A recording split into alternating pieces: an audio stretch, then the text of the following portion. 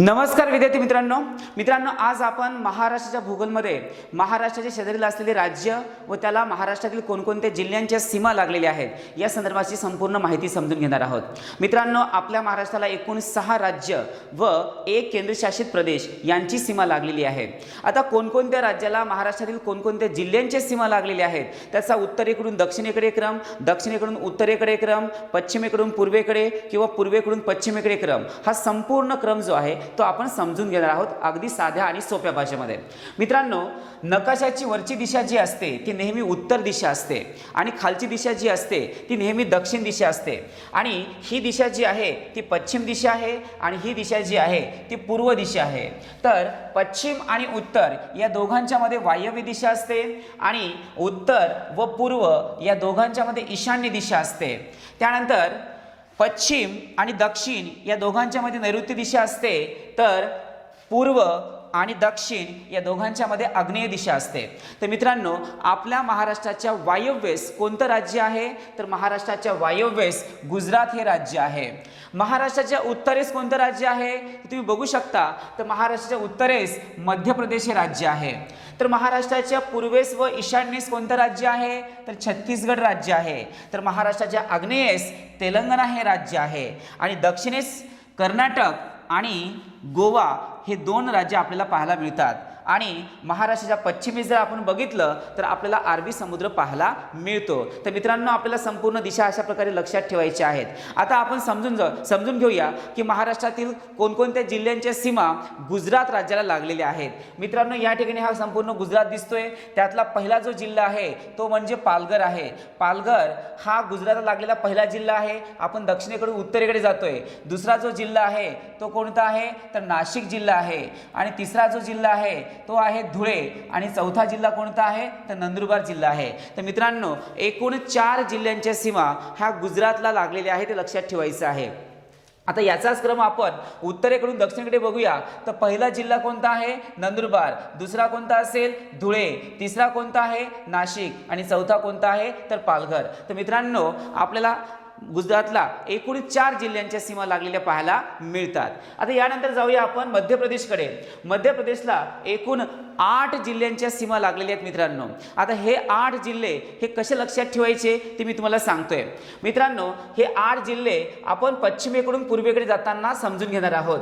तर यामध्ये बघू शकतो आपण की पहिला जो जिल्हा आहे तो नंदुरबार लागलेला आहे, दुसरा आहे तो धुळे, तिसरा जळगाव, चौथा बुलढाणा, पाचवा अमरावती, सहावा नागपूर, सातवा भंडारा आणि 8वा गोंदिया। तर मित्रांनो, एकूण 8 जिल्हे लागलेले आहेत। आता हे लक्षात ठेवायचे तरी कसे तर या ठिकाणी बघा, हे तिन्ही जिल्हे जे आहेत नंदुरबार, धुळे आणि जळगाव हे खानदेशातील जिल्हे आहेत मित्रांनो आणि खानदेशातील तिन्ही जिल्ह्यांचा जो सीमा आहेत त्या मध्य प्रदेशाला लागलेल्या आहेत, हे लक्षात घ्यायचं आहे। आणि त्यानंतर जर आपण समोर गेलो तर बुलढाणा जो जिल्हा आहे तो अमरावती विभागामधील आहेत मित्रांनो। तर अमरावती प्रशासकीय विभागामध्ये एकूण 5 जिल्हे आहेत। त्या 5 जिल्ह्यापैकी किती जिल्ह्यांच्या सीमा मध्य प्रदेशात लागलेल्या आहेत तर केवळ आणि केवळ 2च जिल्ह्यांच्या सीमा मध्य प्रदेशात लागलेल्या आहेत। त्यामध्ये आपण बघतोय तर हे बुलढाणा आणि त्यानंतर आहे अमरावती। तर मित्रांनो, खानदेशातील एकूण 3 जिल्हे, कोणते 3 जिल्हे नंदुरबार, धुळे आणि जळगाव, अमरावती प्रशासकीय विभागामध्ये 2च जिल्ह्यांच्या सीमा लागलेल्या आहेत, त्यामध्ये बुलढाणा आणि अमरावती लागलेला आहे। आणि त्यानंतर आपण जर समोर गेलो तर आपल्याला नागपूर प्रशासकीय विभागातील एकूण 3 जिल्ह्यांच्या सीमा जी आहेत ते मध्य प्रदेशाला लागताना पाहायला मिळते। त्यामध्ये नागपूर, त्यानंतर भंडारा आणि त्यानंतर गोंदिया। तर मित्रांनो, या ठिकाणी मी तुम्हाला सांगितल्याप्रमाणे हे लक्षात ठेवू शकतो आपण, खानदेशातील 3 जिल्हे म्हणजेच नागपूर प्रशासकीय विभागातील 3 जिल्ह्यांच्या सीमा मध्य प्रदेशाला लागलेल्या आहेत, त्याला आपण खानदेश असं म्हणत असतो। त्यामध्ये नंदुरबार, धुळे आणि जळगाव। त्यानंतर बघा, अमरावती प्रशासकीय विभागामधल्या फक्त 2 जिल्ह्यांच्या सीमा मध्य प्रदेशाला लागलेल्या आहेत, त्यामध्ये नंबर 1 बुलढाणा आणि नंबर 2 अमरावती। आणि त्यानंतर जर आपण बघितलं तर नागपूर प्रशासकीय विभागामधील एकूण 3 जिल्ह्यांच्या सीमा जे आहेत ते मध्य प्रदेशाला लागलेल्या आहेत, त्यामध्ये नागपूर, भंडारा आणि गोंदिया। अशा प्रकारे आपण हे 8ही जिल्हे लक्षात ठेवू शकतो। तर याचा पूर्वेकडून पश्चिमेकडे किंवा पश्चिमेकडून पूर्वेकडे हे 8ही जिल्हे आपल्याला लक्षात ठेवायचे आहेत। तर मित्रांनो, परत एकदा आपण पश्चिमेकडून पूर्वेकडे जाऊया। नंबर 1 नंदुरबार, 2 धुळे, 3 जळगाव, 4 बुलढाणा, 5 अमरावती, 6 नागपूर, 7 भंडारा, 8 गोंदिया। तर अशा प्रकारे हे 8 जिल्हे। आता हे 8 जिल्हे आपण पूर्वेकडून पश्चिमेकडे जाऊया। पहिला जिल्हा जिल्हा गोंदिया, दुसरा भंडारा, तिसरा नागपूर, चौथा अमरावती, पाचवा बुलढाणा, सहावा जळगाव, सातवा धुळे आणि आठवा जो आहे तो नंदुरबार आहे। तर मित्रांनो, अशा प्रकारे आपण पूर्वेकडून पश्चिमेकडे किंवा पश्चिमेकडून पूर्वेकडे हे संपूर्ण जिल्हे लक्षात ठेवू शकतो। परंतु आपल्याला एक्झाममध्ये केवळ आणि केवळ 4च जिल्हे विचारले जातात। मग हे 4 जिल्हे कसे लक्षात घ्यायचे? तर मित्रांनो, आपल्याला जर पूर्वेकडून पश्चिमेकडे असा जर क्रम विचारला गेला असेल तर त्याची सुरुवात प्रत्येकच वेळेस गोंदियाने होईल अशातला भाग नाहीये। तर त्या ठिकाणी अमरावतीपासून सुद्धा होऊ शकते किंवा बुलढाण्यापासून सुद्धा याची सुरुवात होऊ शकते, कारण आपण इकडून इकडे जात असताना सुद्धा पूर्वेकडून पश्चिमेकडे जातोय, लक्षात घ्यायचे। तर हे एकूण 4 जिल्हे हे पूर्वेकडून पश्चिमेकडे जाताना पाहायला मिळतात। तर यातला पहिला जिल्हा कोणता? बुलढाणा, दुसरा जळगाव, तिसरा धुळे आणि चौथा जो आहे तो नंदुरबार आहे। आणि जर आपल्याला क्रम विचारलेला आहे पश्चिमेकडून पूर्वेकडे तर प्रत्येकच वेळेस नंदुरबारने सुरुवात होईल अशातला सुद्धा काही भाग नाही। तर आपण अमरावतीपासून जर सुरुवात केली तर मित्रांनो, ही सुद्धा दिशा कोणती आहे? तर पश्चिमेकडून पूर्वेकडेच आहे। तर यातला पहिला जिल्हा कोणता लागेल बरं? अमरावती, दुसरा नागपूर, तिसरा भंडारा, चौथा गोंदिया। अशा प्रकारे हे 4ही जिल्हे आपण 4-4 पद्धतीने किंवा 2 गटामध्ये विभागून हे लक्षात ठेवू शकतो। तर मित्रांनो, आपल्याला 8 पर्याय नसतात, आपल्याला फक्त 4च पर्याय असतात। त्यामुळे ज्या पर्यायानुसार आपल्याला जायचं आहे तर ते सुरुवातीला समजून घ्यायचं आहे। मग सुरुवातीला प्रत्येकच वेळेस ज्या पद्धतीने मला सांगितलं की नंदुरबार असायला पाहिजे पश्चिमेकडून, तर नंदुरबार नसते। नंदुरबार जर नसेल तर दुसरा जिल्हा कोणता असायला पाहिजे मित्रांनो? धुळे। धुळे जर नसेल तिसरा कोणता असायला पाहिजे? जळगाव। जळगाव नसेल तर बुलढाणा। बुलढाणा नसेल तर अमरावती। आणि अमरावतीपासून जर आपण इकडे गेलो तर आपल्याला एकूण 4 जिल्हे पाहायला मिळतात। आणि इकडून सुद्धा प्रत्येकच वेळेस गोंदियाने सुरुवात होणार नाही। गोंदिया नसेल तर भंडारा घ्यावा लागेल, भंडारा नसेल तर नागपूर, नागपूर नसेल तर अमरावती आणि बुलढाण्यापासून जर आपण इकडे गेलो तर एकूण 4 जिल्हे आपल्याला पाहायला मिळतात। अशा प्रकारचे प्रश्न आपल्याला विचारले जातात। यानंतर आपण बघूया दुसरं राज्य, ते म्हणजे छत्तीसगड। तर मित्रांनो, छत्तीसगड हे महाराष्ट्राच्या पूर्वेस आहे आणि छत्तीसगडला केवळ आणि केवळ 2 जिल्ह्यांच्या सीमा लागलेल्या आहेत। त्यामध्ये नंबर 1 गोंदिया आणि नंबर 2 गडचिरोली अशा 2 जिल्ह्यांच्या सीमा ज्या आहेत ते छत्तीसगड या राज्याला लागलेल्या आहेत। तर यानंतर आपण जाऊया तेलंगणाकडे। मित्रांनो, तेलंगणाला एकूण 4 जिल्ह्यांच्या सीमा लागलेल्या आहेत। आता इथे सुद्धा तोच क्रम आपल्याला लक्षात ठेवायचा आहे, पूर्वेकडून पश्चिमेकडे किंवा पश्चिमेकडून पूर्वेकडे। आता ही दिशा जी आहे ती पूर्व दिशा आहे। त्यातला पहिला जिल्हा कोणता असायला पाहिजे? मग हा गडचिरोली आहे। दुसरा जिल्हा कोणता आहे? चंद्रपूर, तिसरा यवतमाळ आणि चौथा जो आहे तो आहे नांदेड। आणि हे क्रम जो आहे तो क्रम आपण कसा घेतलेला आहे? पूर्वेकडून पश्चिमेकडे घेतलेला आहे। आता पश्चिमेकडून पूर्वेकडे जर जायचं म्हटलं तर पहिला जिल्हा कोणता यायला पाहिजे? नांदेड। दुसरा जिल्हा कोणता आहे? यवतमाळ। तिसरा जिल्हा कोणता? चंद्रपूर आणि चौथा जिल्हा कोणता आहे? तर गडचिरोली। तर मित्रांनो, या ठिकाणी मराठवाड्यातील एक जो जिल्हा आहे त्याची सीमा आपल्याला कोणाला पाहायला मिळते? तेलंगणा राज्याला लागलेली पाहायला मिळते। आणि आपल्याला अमरावती विभागातील एका जिल्ह्याची सीमा तेलंगणा लागलेली पाहायला मिळते। आणि त्यानंतर नागपूर प्रशासकीय विभागामधल्या 2 जिल्ह्यांची सीमा जी आहेत त्या तेलंगणाला लागलेल्या आहेत। तर लक्षात ठेवण्यासाठी मी तुम्हाला जे ट्रिक सांगतो ते लक्षात घ्या। नागपूरमधील गडचिरोली आणि चंद्रपूर, अमरावतीमधील यवतमाळ आणि औरंगाबाद म्हणजे छत्रपती संभाजीनगर मधील किंवा मराठवाड्यामधील कोणत्या जिल्ह्याची सीमा तेलंगणाला लागलेली आहे? तर नांदेडला लागलेली आहे, असं लक्षात ठेवता येईल। म्हणजेच मराठवाड्यातील एक जिल्हा, त्यानंतर अमरावती प्रशासकीय विभागातील एक जिल्हा आणि नागपूर प्रशासकीय विभागातील 2 जिल्हे असे एकूण 4 जिल्ह्यांच्या सीमा ज्या आहेत ते तेलंगणाला लागलेल्या आहेत। तर मी परत एकदा पूर्वेकडून पश्चिमेकडे आणि पश्चिमेकडून पूर्वेकडे क्रम सांगतोय। मित्रांनो, पूर्वेकडून पश्चिमेकडे जाताना पहिला जिल्हा गडचिरोली, दुसरा चंद्रपूर, तिसरा यवतमाळ, चौथा नांदेड। आता पश्चिमेकडून पूर्वेकडे जाताना पहिला नांदेड, दुसरा यवतमाळ, तिसरा चंद्रपूर आणि चौथा गडचिरोली। अशा प्रकारे आपल्याला हे लक्षात ठेवायचं आहे। त्यानंतर आपण जाऊया कर्नाटकाकडे।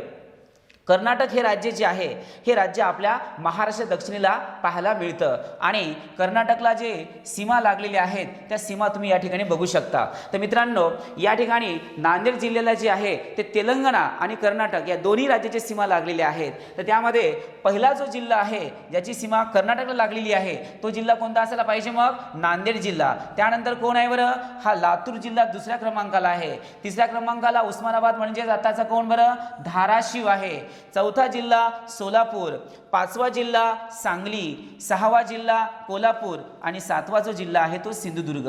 तर मित्रांनो या ठिकाणी आपल्याला दक्षिणेकडून उत्तरेकडे किंवा उत्तरेकडून दक्षिणेकडे असा पण क्रम विचारला जाऊ शकतो किंवा पश्चिमेकडून पूर्वेकडे किंवा पूर्वेकडून पश्चिमेकडे असा सुद्धा क्रम विचारला जाऊ शकतो। तर या ठिकाणी आपल्याला लक्षात ठेवायचं आहे। तर आपण या ठिकाणी उत्तरेकडून दक्षिणेकडे जाऊया, कारण खालचा जो भाग आहे आपल्या महाराष्ट्राचा तो निमुळता होत गेलेला आहे। तर पहिला जिल्हा कोणता आहे? नांदेड, दुसरा लातूर, तिसरा धाराशिव म्हणजेच उस्मानाबाद, त्यानंतर चौथा सोलापूर, पाचवा सांगली, सहावा कोल्हापूर, सातवा सिंधुदुर्ग। तर मित्रांनो हे 7 जिल्हे कसे लक्षात ठेवायचे ते तुम्हाला सांगतोय। आता ज्या पद्धतीने आपण इकडल्या प्रशासकीय विभागानुसार गेलो होतो त्याच पद्धतीने मराठवाड्यातील एकूण 3 जिल्ह्यांच्या सीमा जे आहेत ते कर्नाटक राज्याला लागलेले आहेत। त्यामध्ये कोण? Number 1 Nanded, number 2 Latur, number 3 Dharashiv म्हणजेच उस्मानाबाद। या 3 जिल्ह्यांच्या सीमा जी आहेत त्या कर्नाटक राज्याला लागलेल्या आहेत। आणि आपण जर पश्चिम महाराष्ट्रात बघितलं तर पश्चिम महाराष्ट्रात सुद्धा एकूण 3 जिल्ह्यांच्या सीमा कर्नाटक राज्याला लागलेल्या पाहायला मिळतात। त्यामध्ये Solapur number 1, Sangli number 2, Kolhapur number 3। आता मराठवाड्यातील 3 जिल्हे आणि पश्चिम महाराष्ट्रातील 3 जिल्हे किती झालेत बरं? 6 झालेले आहेत। आणि राहिला फक्त आता एकच जिल्हा, तो कोकणातला आहे, त्याला आपण सिंधुदुर्ग असं म्हणत असतो। तर या ठिकाणी लक्षात घ्या सिंधुदुर्ग हा 7वा जिल्हा आहे ज्याची सीमा कर्नाटकला लागलेली आहे। तर मित्रांनो हा जर क्रम आपण दक्षिणेकडनं उत्तरेकडे जातो तर बघतोय तर काय, तर आपल्याला कोणता क्रम पाहायला मिळतोय? तर दक्षिणेकडनं उत्तरेकडे जाताना नंबर 1 सिंधुदुर्ग, 2 कोल्हापूर, 3 सांगली, 4 सोलापूर, 5 उस्मानाबाद, 6 लातूर आणि 7 नांदेड, अशा प्रकारचे एकूण 7 जिल्हे लक्षात ठेवता येतील। परत सांगतो मित्रांनो, मराठवाड्यातील 3 जिल्हे म्हणजेच छत्रपती संभाजीनगर प्रशासकीय विभागातील एकूण जिल्हे किती आहेत बरं? 8 जिल्हे आहेत। या 8 जिल्ह्यापैकी 3 जिल्ह्यांच्या सीमा या कर्नाटक राज्याला लागलेल्या आहेत। त्यानंतर पुणे प्रशासकीय विभागातील किती जिल्ह्यांच्या सीमा लागलेल्या आहेत? तर 3 जिल्ह्यांच्या सीमा लागलेल्या आहेत। आणि कोकणातील फक्त एका जिल्ह्याची सीमा आपल्याला कर्नाटकला लागलेली पाहायला मिळते। असा क्रम आपण लक्षात ठेवू शकतो। आणि शेवटी जर आपण बघितलं तर या ठिकाणी आपल्याला 6वा जे राज्य आहे ते म्हणजे गोवा। गोव्याला केवळ सिंधुदुर्ग या जिल्ह्याची सीमा लागलेली आपल्याला पाहायला मिळते। तर मित्रांनो आता आपण काय करूया, हे संपूर्ण तर आपण जिल्हे बघितले, आता असे कोणकोणते जिल्हे आहेत ज्या जिल्ह्यांना 2-2 राज्यांच्या सीमा लागलेल्या आहेत ते आता आपण बघूया। तर मित्रांनो या ठिकाणी आपण बघतोय तर काय, पहिला जो जिल्हा आहे तो धुळे आहे। धुळेला गुजरात आणि मध्य प्रदेश या 2 राज्यांच्या सीमा लागलेल्या आहेत। त्यानंतर नंदुरबारला गुजरात आणि मध्य प्रदेश या 2 राज्यांच्या सीमा लागलेल्या आहेत। त्यानंतर आपण जर बघितलं तर या ठिकाणी गोंदिया आहे। गोंदियाला छत्तीसगड व मध्य प्रदेश या 2 राज्यांच्या सीमा लागलेल्या आहेत। त्यानंतर गडचिरोलीला सुद्धा छत्तीसगड आणि तेलंगणा या राज्यांच्या सीमा लागलेल्या आहेत। त्यानंतर नांदेडला तेलंगणा आणि कर्नाटक या 2 राज्यांच्या सीमा लागलेल्या आहेत। आणि सिंधुदुर्गला कर्नाटक आणि गोवा या 2 राज्यांच्या सीमा लागलेल्या आहेत। तर 2-2 राज्यांच्या सीमा ज्या जिल्ह्याला लागलेल्या आहेत हे आपल्याला नेहमी परीक्षेमध्ये विचारलं जातं मित्रांनो, त्यामुळे संपूर्ण जिल्हे व्यवस्थित लक्षात ठेवायचे आहेत। आता आपण जाऊया की महाराष्ट्राच्या पश्चिमेला जो अरबी समुद्र लागलेला आहे या अरबी समुद्राला किती जिल्ह्यांच्या सीमा लागलेल्या आहेत ते बघायचे आहेत। तर मित्रांनो याच्या आधीच्या व्हिडिओमध्ये मी ज्या पद्धतीने तुम्हाला ट्रिक सांगितली होती त्याच पद्धतीने आपल्याला या ठिकाणी जायचं आहे। तर या ठिकाणी पहिला जो जिल्हा आहे तो कोणता आहे? पालघर आहे। दुसरा जिल्हा कोणता आहे? तर ठाणे आहे। तिसरा जिल्हा कोणता आहे?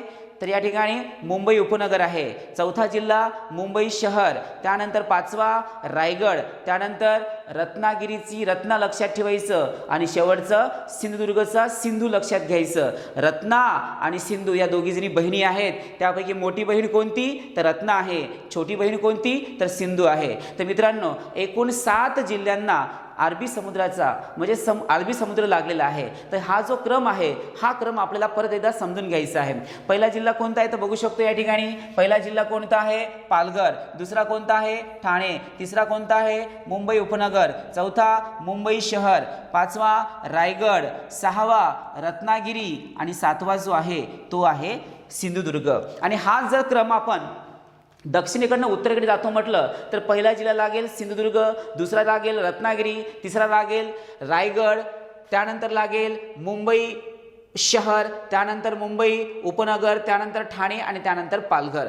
अशा प्रकारे आपल्या महाराष्ट्रातील 7 जिल्ह्यांच्या जी सीमा आहेत त्या अरबी समुद्राला लागलेल्या आहेत. आणि आता दादर व नगर हवेली या ठिकाणी आपल्याला पाहायला मिळतं. आणि पालघरची जी सीमा आहे त्या एका केंद्रशासित प्रदेशाला लागलेली आहे, ज्याला आपण दादर व नगर हवेली असं म्हणत असतो. तर मित्रांनो, या ठिकाणी आपण एकूण 6 राज्य आणि 1 केंद्रशासित प्रदेश यांना महाराष्ट्रातील कोणकोणत्या जिल्ह्यांच्या सीमा लागतात त्या क्रमाने बघितलेले आहेत. आणि अभ्यास करत असताना अशाच प्रकारचा क्रम जो आहे तो तुम्हाला लक्षात ठेवायचा आहे. तर मित्रांनो, या ठिकाणी आपण थांबूया. परत भेटूया एका नवीन व्हिडिओ सोबत. तोपर्यंत tata bye bye, see you, take care.